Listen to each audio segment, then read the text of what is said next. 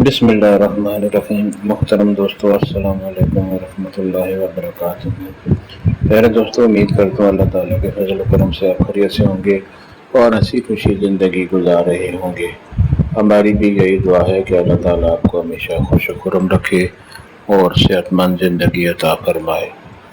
दोस्तों, आज मैं जो वजीफ़ा आपके लिए पेश कर रहा हूँ, ये किसी भी मकसद को पूरा करने के लिए बहुत ही बड़ी फजीलत वाला, बहुत ही मुजरब वजीफ़ा है। दोस्तों, ये वजीफ़ा करने की इजाज़त आम है, हर कोई ये वजीफ़ा कर सकता है। यानी ये वजीफ़ा करने के लिए आपको किसी से इजाज़त लेने की ज़रूरत नहीं पड़ेगी।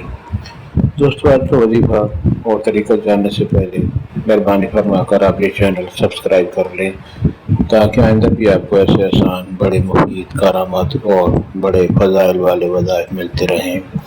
और दोस्तों, वजीफ़ा पसंद आने की सूरत में और दोस्तों से लाजमी शेयर करें और नीचे लाइक पर भी ज़रूर क्लिक करें, ताकि हमारी भी हौसला अफजाई हो और आपके लिए दुआ हो रहें। दोस्तों, आज का वजीफ़ा और तरीका।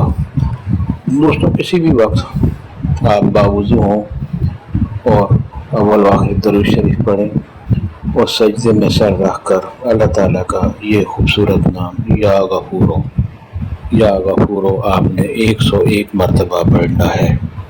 बावुज़ू होकर दरूद शरीफ पढ़ें और सजदे में सर रख कर अल्लाह ताला का ये नाम या गफूरो आपने 101 मरतबा पढ़ना है।